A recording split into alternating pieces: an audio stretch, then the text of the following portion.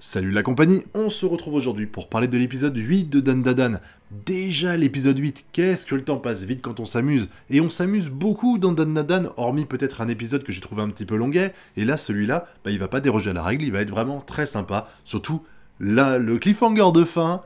Ouh loulouloulou. Alors il y a quand même des choses qui m'ont un peu agacé, mais de toute façon on va y revenir. Alors déjà, le passage très drôle là au début, avec la nana, c'est quoi son nom déjà? C'est Arya, je crois, Aira, qui va clasher un petit peu. Je croyais qu'elle allait vraiment comprendre qu'ils étaient de leur côté, parce que elle a essayé de les tuer, de les exorciser, et derrière ils lui ont sauvé la vie, que ce soit...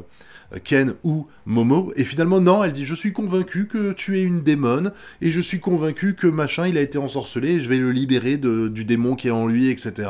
Et sympa, la gratitude sympa quoi, c'est assez limité, et du coup il va y avoir une sorte de conflit verbal entre Momo et Aira, qui est très drôle, genre à un moment donné, ils sont en train de manger pendant qu'ils s'engueulent, et le Momo qui parle, on comprend rien, parce qu'elle a le truc dans la... Elle a les ramen dans la bouche, je crois, ou les nouilles, et derrière l'autre, elle va faire pareil, c'est-à-dire qu'elle va voir que l'autre, elle l'a clashé avec la bouffe dans la bouche, elle va manger un gros truc, et elle va faire pareil, avec tous les textes qui sont écrits sur l'écran pour nous expliquer un peu ce qu'elle dit, parce que j'imagine qu'en japonais, c'est difficile de comprendre, voilà, donc, et elle va, à chaque fois, ils vont balayer les lettres sur l'écran. Moi, j'ai trouvé ça très drôle, c'est très drôle. Et puis avec la grand-mère, elle dit non mais elle est trop belle pour être ta grand-mère, ça doit être ta grande sœur ou un truc comme ça.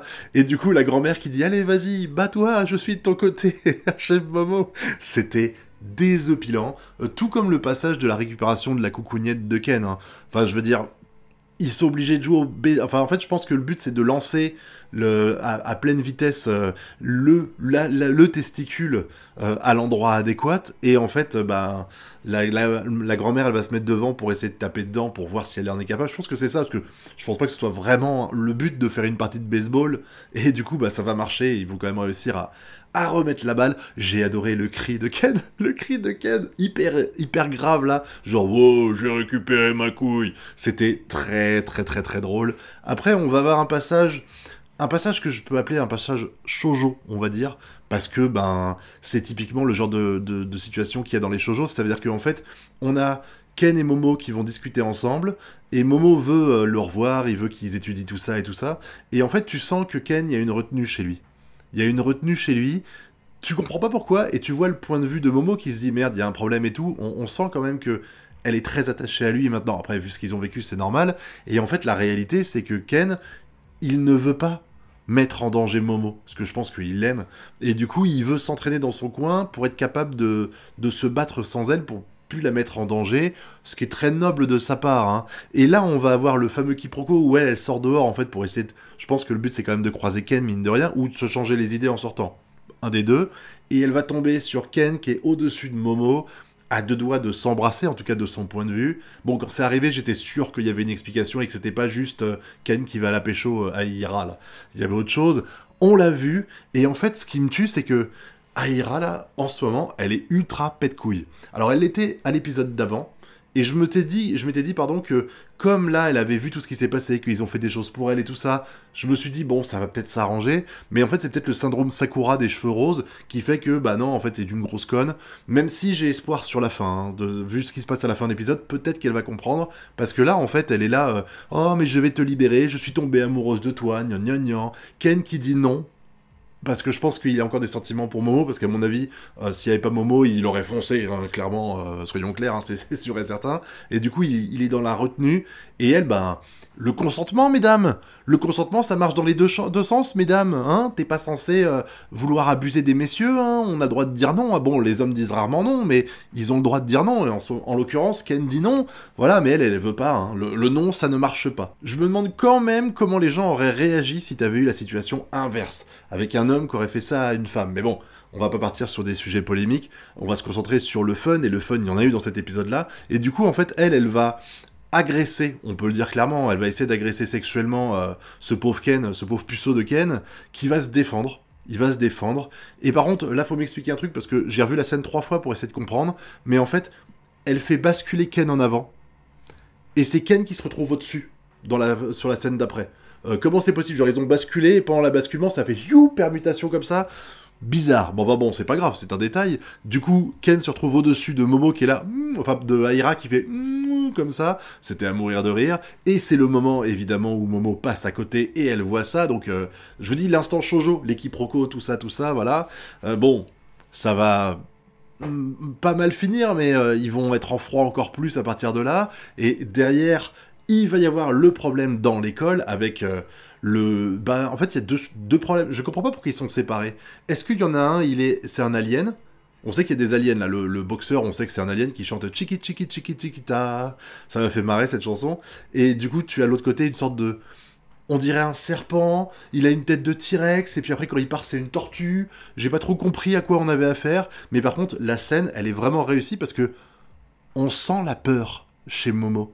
C'est quelque chose, des fois, dans les animés que j'ai du mal à ressentir, en fait. Même quand je regarde Kaiju et que je vois des monstres gigantesques, en fait, je me dis, waouh, ils sont puissants et ça s'arrête là. Là, par exemple, bon, dans la SNK, je sens la peur et la puissance, et voilà.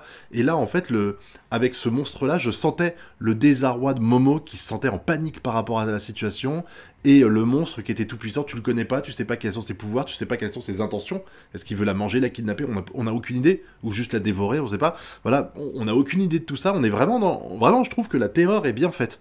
À ce moment-là, la terreur, on la ressent, la terreur de Momo, et ça, c'est pas donné à toutes les œuvres, donc bravo à... Je sais pas je me rappelle plus quel studio s'en occupe, mais en tout cas, bravo à lui pour avoir réussi à merveille cette scène-là, hein. Super bien réussi au niveau de l'animation et tout, j'ai bien aimé la mise en scène où on voit la caméra suivre l'ondulation de l'eau pour que la bestiole comprenne qu'il y a bien quelqu'un, vu qu'il y a une ondulation d'eau. Non, vraiment, c'était très réussi. Et de l'autre côté, on a Ken qui va affronter le boxeur. Alors affronter, faut le dire vite, hein, parce qu'il va se faire mettre en PLS la seconde d'après. Il se transforme, bam, détransformé tout de suite, les extraterrestres arrivent, et comme tout est lié à la bite, à la chatte, au cul et au nichon dans Dan Dan, ils se disent « Oh, tu es puissant, c'est sans doute à cause de ta grosse banane. » Ou petite, on sait pas. Donc on va te la voler, et on va vérifier derrière pour nous donner tes capacités à tout le monde en analysant ta banane. Voilà. Mais ils veulent lui un doigt, je sais pas, pourquoi la banane forcément? Sérieusement. Et du coup, ben, Ken, il se retrouve dans la merde, il peut rien faire. D'ailleurs, il est à moitié enfin, il est à WLP à la fin de la scène. Et il est sauvé par Aira qui était derrière et qui va se transformer en monstre. Ça paraît logique, en fait, parce que comme elle a récupéré l'âme de l'acrobate, on va dire, c'était comme ça qu'elle était plus ou moins surnommée, ben, elle a récupéré ses pouvoirs, un peu à l'image de Ken. Bon, lui, il a été maudit, c'est pas pareil. Mais comme, pour moi, c'est logique, comme elle a son âme, enfin, comme elle a récupéré son énergie, en gros, c'est sa batterie, comme ils disent dans l'épisode précédent, et ben c'est normal que son pouvoir ait été transféré à Aira. Et déjà, d'une part, je trouve que la transformation est super stylée. La transformation d'Aira est classe. Bon, pas autant que celle de Ken, mais Ken, elle est tellement masterclass. En tout cas, on l'a vu quelques secondes, on va voir après. Mais le seul truc que j'aimerais, en plus de ça, c'est que ça lui fait permettre de prendre conscience, en fait, que ben Momo c'est pas une démone, que c'est pas vraiment une possession démoniaque de la part de Ken et que c'est plutôt un truc qu'il a subi mais qui contrôle malgré tout. Voilà, peut-être que le fait d'avoir ce pouvoir là va permettre de le changer parce que elle est horripilante. Il n'y a pas d'autre mot pour décrire ce que je ressens quand je vois Aira à l'écran. Pour l'instant, je ressens le syndrome Sakura.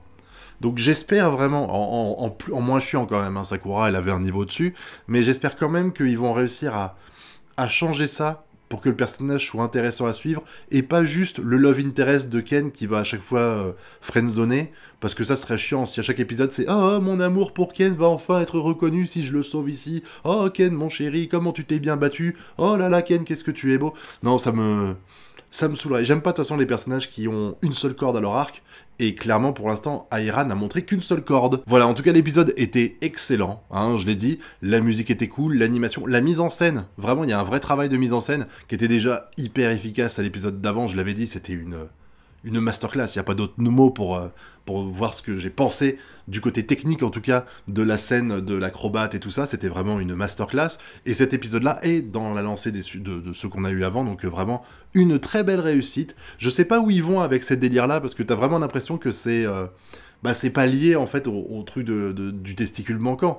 Donc, c'est une histoire, après, c'est pour développer les personnages et tout ça. Ça va permettre peut-être de faire en sorte que Aira soit moins casse-burne avec eux. Voilà. Faites évoluer Aira avec ce souci-là. Maintenant, je me demande comment ils vont se retrouver aussi. Parce que là, la question que je me pose, c'est est-ce qu'on n'a pas des aliens d'un côté et un esprit de l'autre ?